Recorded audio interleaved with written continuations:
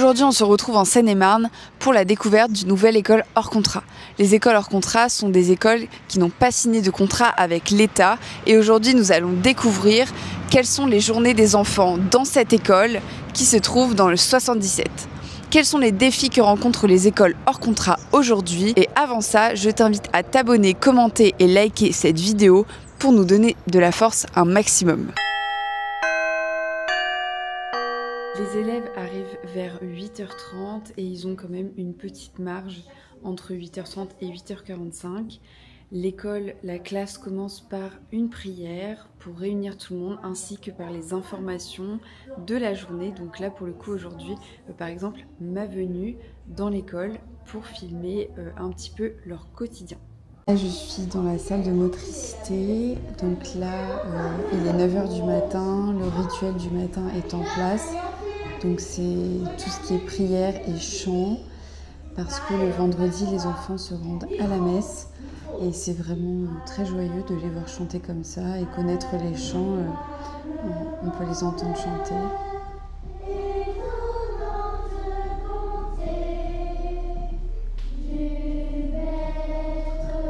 Voilà, donc c'est vraiment super. Je retourne à ma chanson. Vous mettez une blouse et des chaussons? Oui. Tous les jours? Oui. Ça c'est génial, comme ça vous salissez pas la classe. Oui, exactement. Moi je préfère.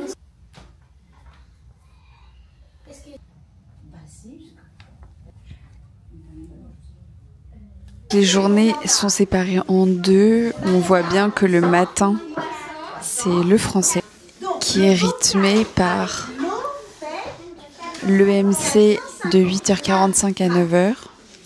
Ensuite, de 9h à 9h50, il y a des rituels de grammaire, de conjugaison, de la correction d'exercices et les devoirs, des leçons d'adjectifs, 50 jusqu'à 10h30 qui est la récréation, lecture suivie, dictée et devoirs. Donc là, c'est votre tableau de devoirs là. Oui.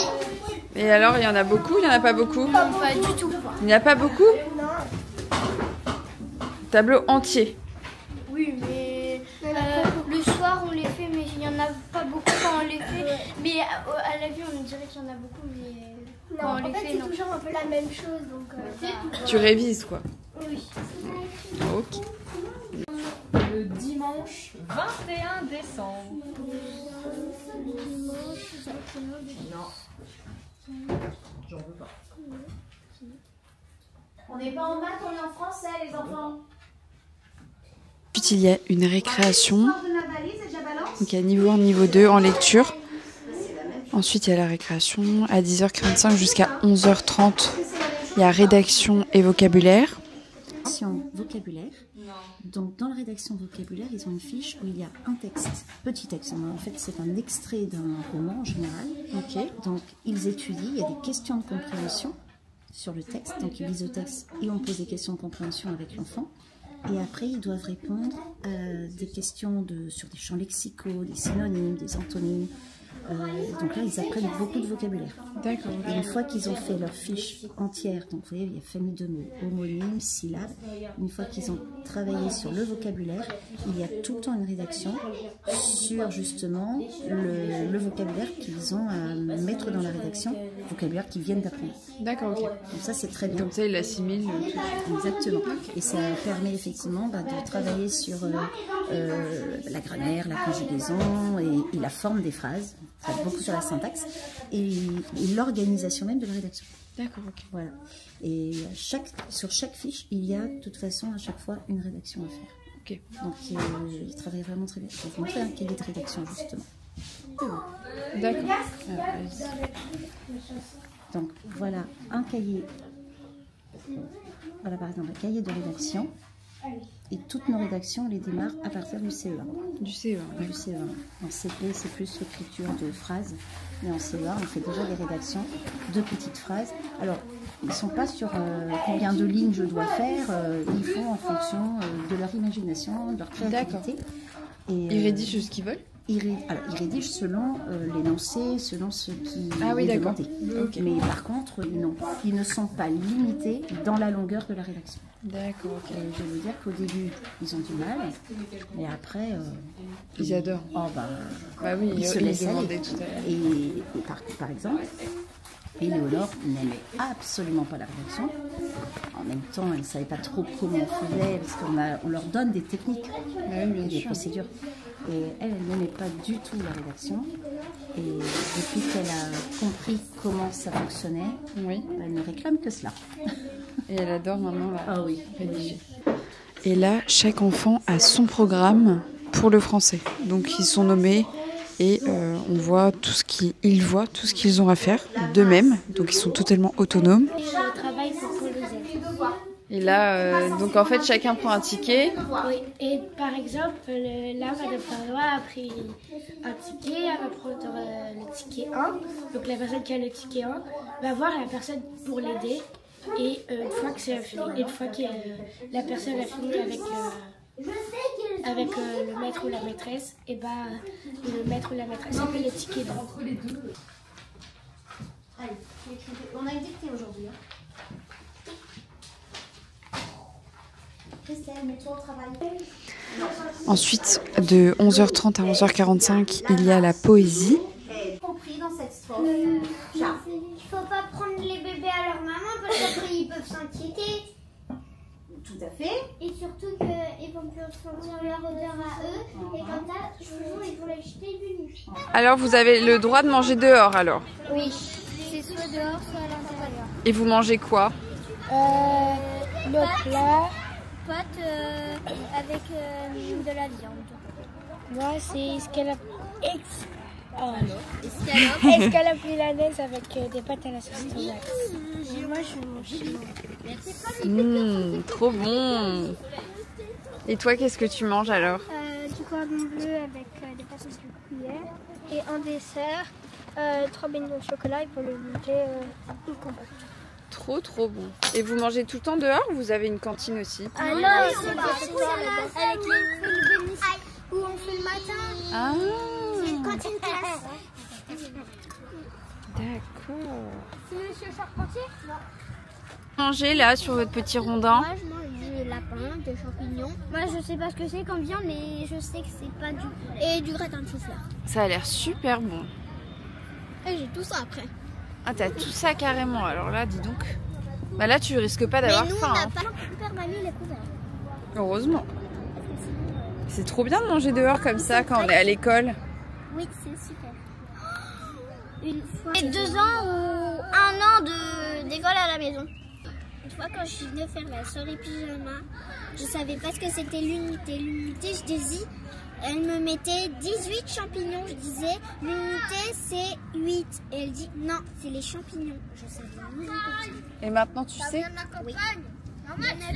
C'est pour ça que vous avez créé cette école, du coup, c'est pour... Alors, la création de l'école, elle est partie effectivement d'un constat de quelques enfants qui ne se sentaient pas forcément bien dans les écoles classiques avec 30 élèves par niveau. Et donc on a des parents qui effectivement ont fait la demande d'inscrire leurs enfants ou leurs enfants ici, parce qu'on avait véritablement cette faculté à mettre l'enfant au cœur de l'apprentissage et à être avec eux. Donc on va dire que c'est un peu l'école à la maison, un peu l'école à la maison grandeur nature quelque part, parce qu'on est vraiment, on les considère et vraiment on est avec eux dans leurs apprentissages. Donc comme vous avez pu voir, c'est des petits groupes. Hein. Oui, complètement. C'est complètement adapté pour chaque niveau de... Chaque besoin particulier aussi, chaque difficulté. Et vous avez vu qu'on utilise beaucoup de matériel pour travailler dans les notions, le concret. En fait, c'est une méthode explicite. Hein. On explique tout, justement. On fait beaucoup d'analyse grammaticale, beaucoup de travail de calcul. Ça développe de toute façon leur esprit. Ils sont vifs.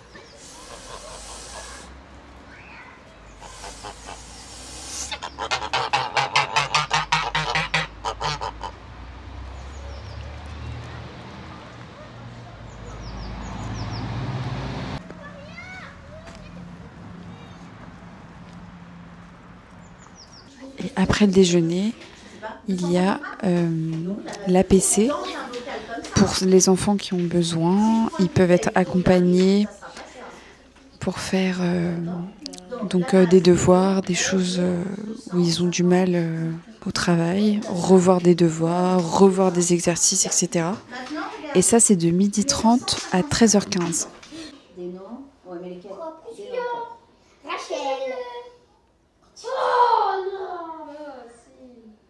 Gabriel. Oh bah non.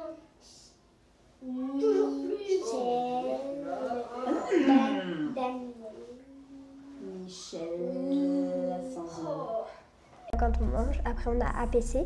Oui. En fait c'est quand on aide et si on a des choses à rattraper, par exemple on n'a pas fini d'écrire nos devoirs, on va en APC et ça on les écrit. Si on a aussi des difficultés, comme moi, des petites difficultés, alors je vais en APC et mettrai cerveau un peu tout ça. D'accord. Et tu sens que ça t'aide d'aller en APC? Oui. Et c'est pas quelque chose c'est pas une punition d'être en APC? Non. C'est vraiment pour revenir sur des cours que t'as pas forcément compris ou avancer sur tes cours actuels, c'est ça? Bon, je vais y aller franchement. J'adore cette école. T'adores cette école? Oui. Ouais, parce qu'en fait, il y a moins de personnes et tout.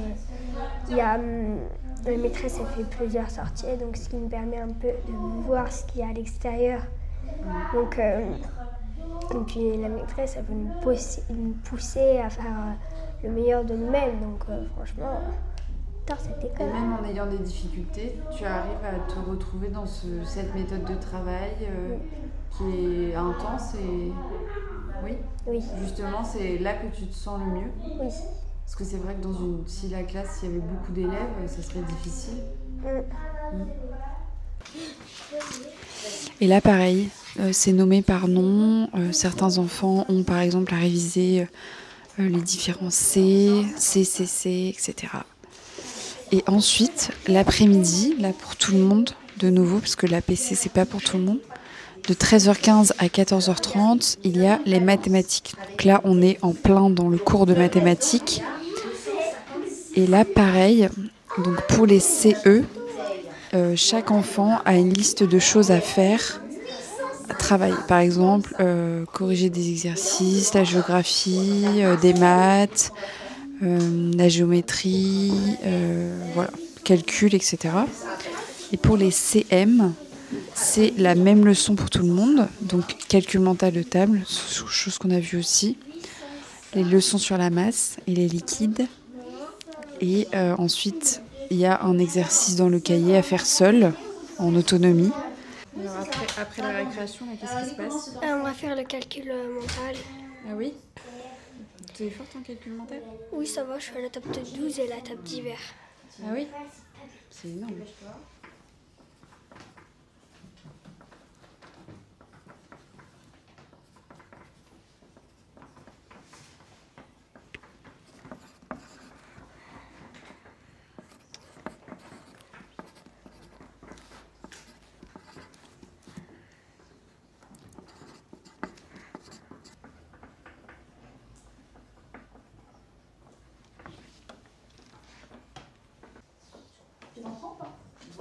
Et là, tu t'en souviens, alors que quand tu les as fait, tu le savais pas?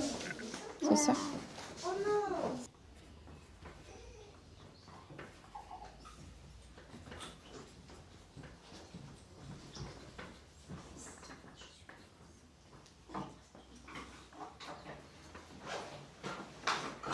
Un 12, 12 fois 2, 24, 12 fois 3, 36, 12 fois 4...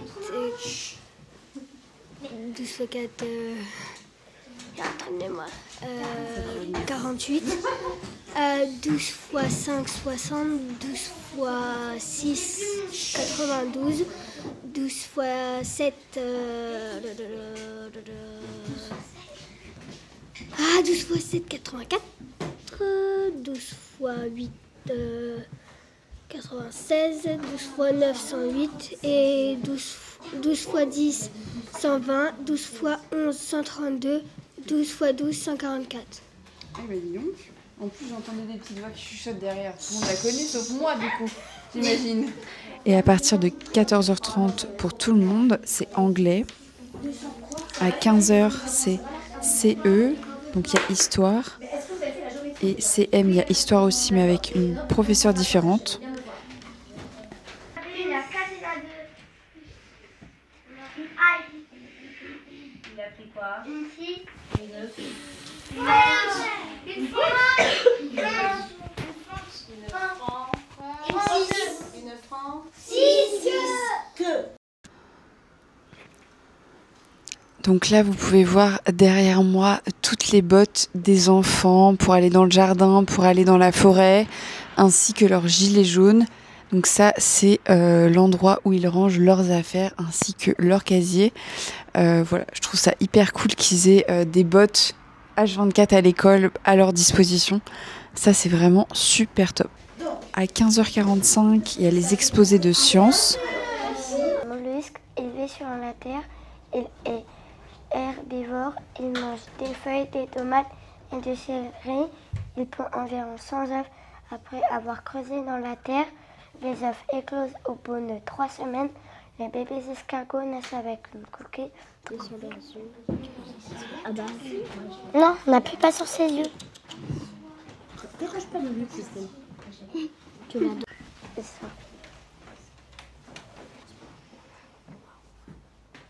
C'est ça le programme de la journée et c'est comme ça tous les jours. Donc les emplois du temps sont les mêmes tous les jours. Évidemment, les exercices ne sont pas les mêmes, mais l'emploi du temps ne bouge pas. Là, je suis dans la classe des plus jeunes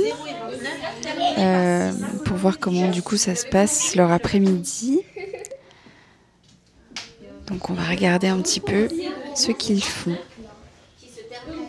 Il y a 3 enseignantes pour 1, 2, 3, 4, 5, 6, 7 élèves. Donc il y a un groupe de 4 et 2 groupes de 2. Donc ils sont classés par niveau. Dans l'école, on m'a expliqué un petit peu comment ça se passe au niveau du comportement. Donc en fait, il y a une échelle de comportement concernant les enfants lorsque les règles ne sont pas du tout respectées, etc. Donc je vais vous la montrer. Et là, on peut voir que tous les enfants sont en vert, sauf un. Après, bon, bah, ça peut arriver, c'est normal. Ils sont quand même 19. Donc je pense que voilà. Des étagères avec plein de matériel de calcul. Donc, je vais vous montrer. Donc ça, pareil, tous les petits cubes pour compter. T'as vu, il est beau mon micro. Et là, avec les barrettes de dizaines aussi dans les placards, qui sont très ludiques pour les plus jeunes. Donc, tout ce matériel là, donc tout est réparti sur des étagères. Voilà. C'est les barres rouges. Donc là, c'est vraiment toute la salle des plus petits où il y a tout le matériel. Donc vraiment, elle est complètement adaptée aux plus jeunes et même il y a plus de matériel que nécessaire.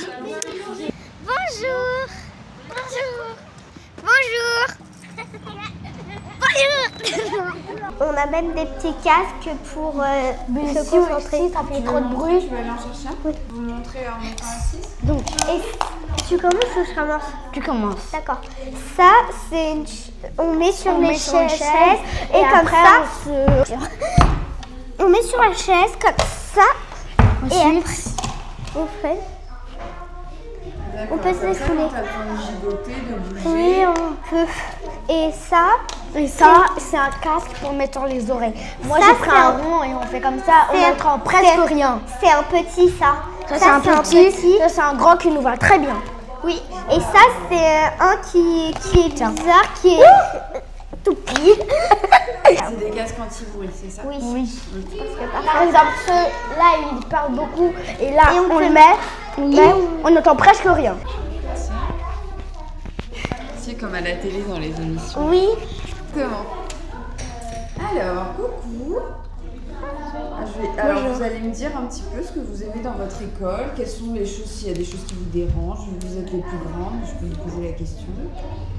S'il y a des choses, bon, bah, après, c'est une école, on est là pour travailler.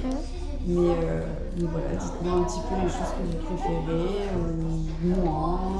Moi, j'aime bien faire plusieurs sorties, un peu aller visiter des endroits qu'on ne connaît pas encore, pour un truc comme ça. Vous faites souvent?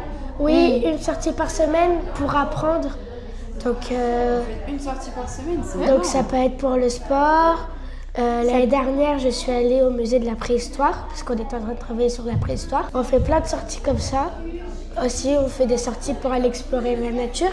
Et la lecture, vous avez un livre par semaine à lire? Oui. Le plus grand, oui. Et comment ça se passe alors? Ça se passe bien cette lecture? Oui. Après, ça dépend du niveau du livre et de notre niveau de lecture. On va pas prendre un livre trop compliqué si on n'arrive pas vraiment à bien lire. Et ça nous apprend aussi du vocabulaire. Moi, c'est parce que je prends des petits livres, parce que ma lecture, ça va, mais il faut que je m'améliore encore. Parce que... Les parents vont venir récupérer les enfants, il est 16h30. Et là, on est dans le jardin de l'école, en train de relâcher les escargots de l'exposé de la personne qui a fait l'exposé ce soir. Voilà, c'est très confortable de pouvoir sortir en extérieur comme ça, au milieu de l'école. Enfin, je veux dire, c'est juste idéal. En tout cas, j'espère que ce reportage vous a plu, autant qu'il m'a plu à moi de le faire. Et je vous dis à très bientôt pour un nouveau reportage et de nouvelles aventures au sein d'une autre école complètement différente.